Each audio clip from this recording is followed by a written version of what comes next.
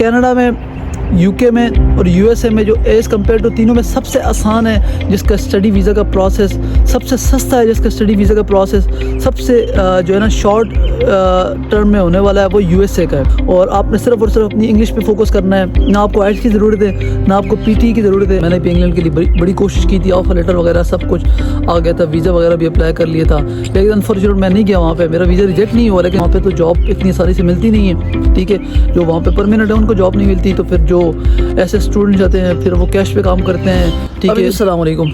तो भई आप लोग जब भी बाहर किसी मुल्क का सोचते हो, आप जब सोचते हो कि यार मैंने कनाडा, यूएसए, यूके, आपके पास बहुत सारे ऑप्शन है, आपके पास पैसे भी हैं, आपने एड्स भी किया हुआ है और आप सोच रहे हैं कि मैंने स्टडी वीज़ा पे कौन से मुल्क जाऊँ जहाँ पे मुझे कल फ्यूचर में जाके आसानी हो। इन मुल्कों में से कौन सा मुल्क आपके लिए बेस्ट है, कौन सा मुल्क आपके लिए पीआर जहाँ पे आपको हो जाएगी, आपको स्टडी के दौरान जॉब अलाउ है जहाँ पे।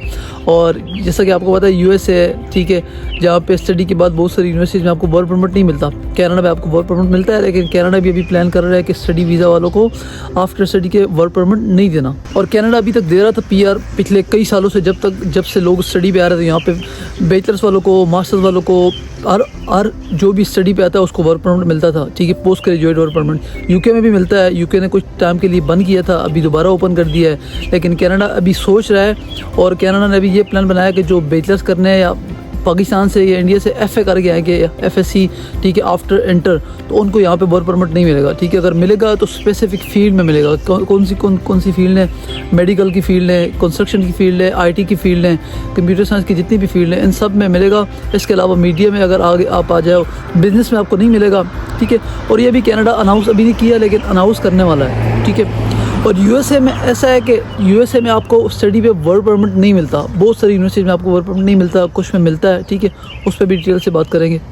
तो सिंपली अगर आपके पास बजट है और आपके बजट अच्छा है, आपकी फाइनेंशियली सिचुएशन अच्छी है, ठीक है, बिकॉज कनाडा, यूएसए और यूके, हम इन तीन मुल्कों की बात करेंगे कि इसमें से कौन सा बेस्ट है, कौन सा थोड़ा सा सस्ता है, जिसकी फ़ीस कम है, और किस में आगे जाके आपको पीआर मिलेगी, ठीक है। और पीआर के बाद, पीआर से पहले आपको वर्क परमिट किस में मिलेगा, किस में नहीं मिलेगा, ठीक है।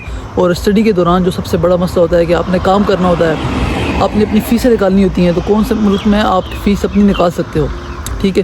तो इन सारी चीज़ों के बारे में डिटेल से बात करेंगे इस वीडियो में। तो वीडियो को पूरे देखें, आपको इस वीडियो से काफ़ी इन्फॉर्मेशन मिलेगी अगर आप कनाडा, यूके, यूएसए या इन मुल्कों में आप स्टडी वीज़ा पे आना चाह रहे हो। तो सबसे पहले तो मैं आपको बताऊं, बात करते हैं कनाडा की, ठीक है। तो Canada as compare to USA और यूके, इन तीनों में से सबसे महंगा मुल्क है, ठीक है। आपको यहाँ पे जीआईसी बनानी पड़ती है जो कि सबसे ज़्यादा है, जो कि $21,600 ऑलमोस्ट पाकिस्तानी अगर आप लगाओ तो 40+, मतलब कि 40 लाख से ज़्यादा आपको सिर्फ जीआईसी रखनी पड़ती है। जीआईसी क्या होती है आप जाके यूट्यूब पे भी देख सकते हो, गूगल पे भी, या आपने यहाँ पे अकाउंट खुलवाना होता है, उसमें अपने पैसे रखने होते हैं, जिस तरह एक ब्लॉक अकाउंट होता है, ठीक है, आपने वो रखना होता है, और आपको महीने मंथली साथ मिलते रहते हैं, ठीक है, उसमें से कुछ ऐसा। और उसके साथ आपको 1 साल की फ़ीस पे करनी कंपलसरी हो गई है अभी कनाडा। तो मतलब 1 साल की फ़ीस आप लगाओ तो $17,000 से $18,000 बनती है, ठीक है। तो मतलब कि आपने $40,000 तो सिर्फ आपने फ़ीस और जीएसटी दे के आनी है, ठीक है। और तो $40,000 में 80 लाख रुपए आपने ये पे करना है, बाकी कंसल्टेंसी, वीज़ा पे ख़र्चा, एक्सपेंस ओवरऑल सारा कर लो, तो आपकी बात बैंक स्टेटमेंट के साथ, बैंक स्टेटमेंट के बगैर आपकी बात 80, 85 लाख, 90 लाख रुपए तक कनाडा के स्टडी वीज़ा पे आ जाती है, ठीक है। अब कनाडा की अगर बात करें वर्क परमिट की, वर्क परमिट पहले मिलता था, हर प्रोग्राम वालों को मिलता था, चाहे बिज़नेस वाले हों, चाहे आईटी वाले हों, चाहे मेडिकल वाले हों, कुछ भी हों, ठीक है। यहाँ पे जो भी आता था उसको वर्क परमिट मिलता था। लेकिन अभी ये सोच रहे हैं कि इन्होंने एक स्पेसिफिक फील्ड में सिर्फ वर्क परमिट देने हैं, यानी आईटी वालों को देने हैं, मेडिकल वालों को देने हैं, ठीक है। इसके साथ और बहुत सारी फील्ड हैं जिनको देने हैं, लेकिन बिज़नेस वालों को और ये जो आर्ट्स के जितने कोर्स हैं इनको इन्होंने नहीं देना, ठीक है, वर्क परमिट। तो ये चीज़ आपने ध्यान में रखनी है, ठीक है। और ड्यूरिंग स्टडी अगर आप बात करो कनाडा की, तो अभी तक पिछले 1 साल से फुल टाइम काम अलाउ था, ठीक है। और अभी जो है ना इन्होंने 20 घंटे कर दी है, अभी सितंबर के बाद 24 घंटे हो जाएगा, ठीक है। मतलब 24 घंटे आप एक वीक में आप काम कर सकते हो। तो मंथली आप लगाओ हिसाब, तो आपको ऑलमोस्ट जो है ना 96 आवर्स आप एक महीने में काम कर सकते हो। तो आप हिसाब लगा लो, $17, ऑलमोस्ट $16.65 जो है ना एक घंटे का ये यहाँ पे मिनिमम वेज है, ठीक है। तो ये तो कनाडा की बात है। पोस्ट ग्रेजुएट वर्क परमिट भी मिलता है। अब पीआर की जहाँ तक बात है, तो पीआर अगर कनाडा की आप बात करो तो कनाडा में बहुत सारे प्रोग्राम है जहाँ पे स्टूडेंट्स पहले मूव हो जाया करते थे यहाँ से स्टडी करके टोरंटो से, ठीक है, ओंटारियो से क्यूबिक, सस्कैचुअन, ठीक है, अल्बर्टा, न्यू ब्रांसविक, ठीक है, न्यू फाउंडलैंड, उन प्रोविंस में जाके 1 साल 2 साल लगा के वहाँ पे पीआर लेके वापस आ जाते थे। लेकिन वहाँ पे वो प्रोग्राम भी अभी बंद हो रहे हैं आहिस्ता आहिस्ता। बहुत सारे बंद हो भी गए हैं, बहुत सारे भी बंद नहीं हुए, ठीक है, बहुत सारे प्रोग्राम में इमिग्रेशन के।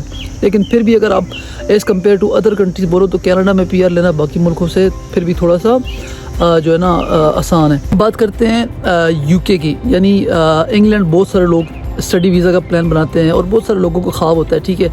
और मैं इंग्लैंड वीज़ा, जब मैं पाकिस्तान से कनाडा नहीं आया था, ठीक है, या बाकी किसी मुल्क नहीं गया था, तो मैंने भी इंग्लैंड के लिए बड़ी कोशिश की थी। ऑफर लेटर वगैरह सब कुछ आ गया था, वीज़ा वगैरह भी अप्लाई कर लिया था, लेकिन अनफॉर्चुनेट मैं नहीं गया वहाँ पे। मेरा वीज़ा रिजेक्ट नहीं हुआ, लेकिन मैं नहीं गया, ठीक है।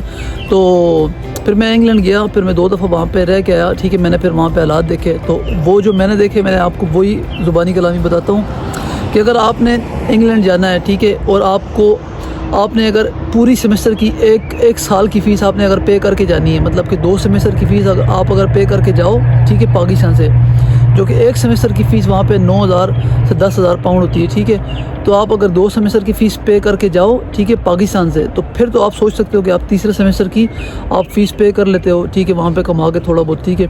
लेकिन आप अगर इनिशियल पेमेंट जो कि पाकिस्तान से कंसल्टेंट यही करते हैं, आपका वीज़ा अप्लाई करवाने के लिए आपसे 3-4 हज़ार 5,000 पाउंड आपकी इनिशियल फ़ीस सबमिट करवा देते हैं, ठीक है, और आपका वीज़ा अप्लाई कर देते हैं, आपका वीज़ा लग भी जाता है, ठीक है। लेकिन कहानी उसके बाद शुरू होती है, जब आपका वीज़ा लग जाता है, फिर आप यूके लैंड करते हो, तो आपको 1 महीने बाद या 6 हफ्ते बाद, 8 हफ्ते बाद आपको दूसरी इंस्टॉलमेंट जो होती है 5,000-6,000 पाउंड आपको देनी होती है। और आपने तो पाकिस्तान से कुछ भी नहीं लाया होता साथ, आप सिर्फ वहाँ से फ़ीस पे कर गया तो आपका वीज़ा लग जाता है। 1 महीने बाद आपको 5-6 हज़ार पाउंड देना, तो आप कहाँ से दोगे, क्योंकि जॉब तो मिलती नहीं इतनी आसानी से इन मुल्कों में, तो वो भी आप नहीं कर सकते। फिर उसके बाद आप जब वो पे करते हो, 2 महीने बाद आपकी नेक्स्ट इंस्टॉलमेंट आ जाती है, क्योंकि 20,000 18,000 पाउंड को आप अगर डिवाइड करो तो 4-5 इंस्टॉलमेंट बन जाती हैं। तो आपको 5-5 6-6 हज़ार पाउंड देना हर 2 महीने बाद, तो इतना आसान नहीं है आपके लिए वहाँ पे, क्योंकि वहाँ पे तो जॉब इतनी आसानी से मिलती नहीं है, ठीक है। जो वहाँ पे परमानेंट है उनको जॉब नहीं मिलती, तो फिर जो ऐसे स्टूडेंट जाते हैं फिर वो कैश पे काम करते हैं, ठीक है, 10-10 पाउंड पे, 5-5 8-8 पाउंड पे काम करते हैं, तो उसमें से तो वो अपने खर्चे नहीं निकाल सकते, क्योंकि काफ़ी एक्सपेंस है कनाडा की तरह, यूके भी। तो ये चीज़ भी आपने याद रखनी है कि अगर आप फाइनेंशियली स्टेबल हो और आप एक अच्छी बैंक स्टेटमेंट लगा सकते हो, ठीक है, और आप अच्छी फ़ीस पे करके जा सकते हो पाकिस्तान से, वेल एंड गुड, आप यूके ज़रूर जाओ, ठीक है। लेकिन एक चीज़ आपने मेक श्योर करनी है कि यूके में आपको पीआर के चांसेस बहुत कम है, आपको बहुत टाइम लगता है, वहाँ पे प्रोग्राम भी इमिग्रेशन की बहुत कम है, ठीक है। पोस्ट ग्रेजुएट वर्क परमिट वहाँ पे भी मिलता है कनाडा की तरह, ठीक है, लेकिन वहाँ पे पीआर का काफ़ी इशू है। और ये मैं नहीं कह रहा, सिर्फ जितने लोग वहाँ पे रहते हैं अभी भी उनको भी पता है, जो लोग वहाँ से स्टडी जिन्होंने कर ली है, काफ़ी लोग ज़्यादा मूव हो जाते हैं यूके, यूएसए या कनाडा या बाकी मुल्कों में, सिर्फ इसलिए कि वहाँ पे पीआर का जो प्रोसेस है वो बहुत लेंथी है, ठीक है, बहुत टाइम लगता है। सो भाई इट्स अ रियलिटी, आपको ये चीज़ें फेस करनी है। वर्क परमिट तो आपको यूके में भी मिल जाएगा, लेकिन वर्क परमिट आपको पता है पता ही नहीं चलता कैसा टाइम गुजर जाता है, वर्क परमिट का टाइम ख़त्म हो जाता है, फिर एक्सटेंड करने में भी मसला आता है, फिर पीआर में भी आगे चांस कम है। तो यूके, ये चीज़ आपने याद रखनी है कि यूके में थोड़ा आपका फ्यूचर आगे जाके थोड़ा सा आपके लिए परेशानी होगी, ठीक है। खुशकिस्मत लोग भी हैं, अच्छे लोग भी हैं जिनका हो भी जाता है, ठीक है, जिनकी प्रोग्राम बैकग्राउंड, स्टडी का बैकग्राउंड फाइनेंशियली अच्छा होता है, तो वो आगे कुछ ना कुछ कर लेते हैं। लेकिन जो मतलब बड़ी मुश्किल से उधर पहुंच के करते हैं, तो फिर उनके लिए आगे जाके थोड़ा मसला हो जाता है। अब लास्ट में बात करेंगे यूएसए की। तो यूएसए एक स्टडी का ऐसा ऑप्शन है कि जो लोग नज़रअंदाज करते हैं कि यूएसए नहीं जाते। मैंने देखा है बहुत सारे लोग, अगर मैं किसी को मशवरा भी देता हूँ यूएसए का, तो वो लोग यूएसए की तरफ नहीं जाते। अब इसकी रीज़न क्या है मुझे नहीं पता, लेकिन लोगों ने नज़रअंदाज किया यूएसए को बहुत। तो भाई कनाडा में, यूके में और यूएसए में जो एज़ कम्पेयर टू तीनों में सबसे आसान है जिसका स्टडी वीज़ा का प्रोसेस, सबसे सस्ता है जिसका स्टडी वीज़ा का प्रोसेस, सबसे जो है ना शॉर्ट टर्म में होने वाला है, वो यूएसए का है। और आपको सिर्फ़ और सिर्फ आपने इंटरव्यू पास करना है, आपने किसी यूनिवर्सिटी से ऑफ़र लेटर लेना है, ठीक है, और ऑफ़र लेटर लेके कोई आपने बड़ी बैंक स्टेटमेंट नहीं दिखानी, ठीक है, कोई आपने बहुत ज़्यादा फ़ीस नहीं पे करनी, आप 2-3-4 हज़ार डॉलर भी पे करके आप ऑफ़र लेटर लेके आप एम्बेसी में 20-25 लाख रुपए की बैंक स्टेटमेंट लगा के आप अपना वीज़ा अप्लाई कर सकते हो। जब आपका वीज़ा लग जाए तो वीज़े के बाद आपने जो रिमेनिंग फ़ीस है आपकी सेमेस्टर की जितनी भी बनती है, 4,000-5,000 डॉलर, 7,000 ऑलमोस्ट एक सेमेस्टर की होती है, तो आपको वो पे करना है और आप आराम से ट्रैवल कर सकते हो। अब बहुत सारी सस्ती यूनिवर्सिटी है यूएसए में, ठीक है, जिनका ये नुकसान है कि आपको आफ्टर स्टडी के वर्क परमिट नहीं मिलता, ठीक है, और वर्क परमिट के बाद आपको पीआर का भी काफ़ी ज़्यादा वहाँ पे प्रॉब्लम आता है, ठीक है, वही बात है जो यूके की है, ठीक है। लेकिन ये कि अगर आपने यूएसए में एंटर होना है, आपने स्टडी करनी है वहाँ पे, ठीक है, तो बेस्ट एंड बेहतरीन ऑप्शन है आपके लिए as compare to Canada, UK, Australia, ठीक है। आपको यूएसए का वीज़ा सबसे आसान पड़ता है, सबसे सस्ता पड़ता है, और आपने सिर्फ और सिर्फ अपनी इंग्लिश पे फोकस करना है, ना आपको आइल्स की ज़रूरत है, ना आपको पीटी की ज़रूरत है। आप डुओलिंगो कर लो, ठीक है, और टोफिल कर लो, डुओलिंगो कर लो, आप अपना एडमिशन सिक्योर करवा लो, तो आपको एम्बेसी के लिए कुछ भी ज़रूरत नहीं है इंग्लिश टेस्ट करवाना, ठीक है। आपको सिर्फ इंटरव्यू पास करना है, ऑन द स्पॉट आपको बता देते हैं, ठीक है। ये कनाडा का तो स्टडी वीज़ा अप्लाई करो, आपको 4 से 5-6 महीने, मैंने 6 महीने वेट किया अप्लाई करने के बाद, आपको 6-6 महीने वेट करना पड़ता है, ठीक है। और यूके का भी 2-3-4 महीने में हो जाता है प्रोसेस, ठीक है। लेकिन यूएसए का 1 महीने के अंदर आपका सारा प्रोसेस 2 महीने के अंदर आपका कवर हो जाता है, एडमिशन से लेके, एप्लीकेशन से लेके वीज़ा तक, ठीक है। आपका 1.5 से 2 महीने लगते हैं, ठीक है। तो प्रेफर करें यूएसए, आसान ऑप्शन है, सस्ता ऑप्शन है, ठीक है। आपका 10-15 लाख रुपए पाकिस्तानी करेंसी में आपका स्टार्टिंग में इनिशियली आपका वीज़ा उन पैसों में लग जाता है। बाकी अगर आपका वीज़ा लग गया तो आपने रिमेनिंग 3-4 हज़ार जो भी फीस आपने पे करनी है, फिर भी आपको बाकी मुल्कों से सस्ता पड़ता है, ठीक है। इन केस अगर आपका वीज़ा रिजेक्ट होता है तो आपको वो रिफ़ंड आ जाती है। तो इन सारी चीज़ों में से यूके, यूएसए, कनाडा, अगर आप इन तीनों में से सोच रहे हैं तो ये सारी चीज़ें आपने याद रखनी है, ठीक है। यूएसए में आगे जाके पीआर आपको थोड़ा वहाँ पे भी मसला होता है, ठीक है, पीआर नहीं मिलती वहाँ पे भी स्टडी पे जाके, ठीक है। वर्क परमिट मिलता है बहुत सारी यूनिवर्सिटीज़ में, बहुत सारे कोर्सेज में नहीं मिलता, ठीक है। वो आपने चूज़ करना है, देख के करना है। फाइनली अगर आपको इन 3 मुल्कों में से किसी का स्टडी वीज़ा आप अप्लाई कर रहे हैं तो आपने ये चीज़ें याद रखनी है, पीआर की, वर्क परमिट की, फ़ीस की, प्रोसेस की, ठीक है, और रिक्वायरमेंट्स की। ये 4-5 चीज़ें आपने याद रखनी है। और फिर भी अगर आपको समझ नहीं आ रही, ठीक है, आपने क्या करना है तो आप कमेंट में बता सकते हैं। जो भी रिलेटेड क्वेश्चन है इन चीज़ों के बारे में तो मैं ज़रूर आपको जवाब दूंगा। बाकी अगर वीडियो थोड़ी इन्फॉर्मेटिव लगी तो वीडियो को ज़रूर लाइक करना, शेयर करना। बाकी आपको और चैनल को ज़रूर सब्सक्राइब करना। ये यूट्यूब चैनल है और ये साथ में फेसबुक पेज भी है, ठीक है। इन दोनों को सब्सक्राइब करना। बाकी आपको मिलते हैं नेक्स्ट इंशाल्लाह अच्छी सी वीडियो में। तब तक के लिए अल्लाह हाफ़िज़।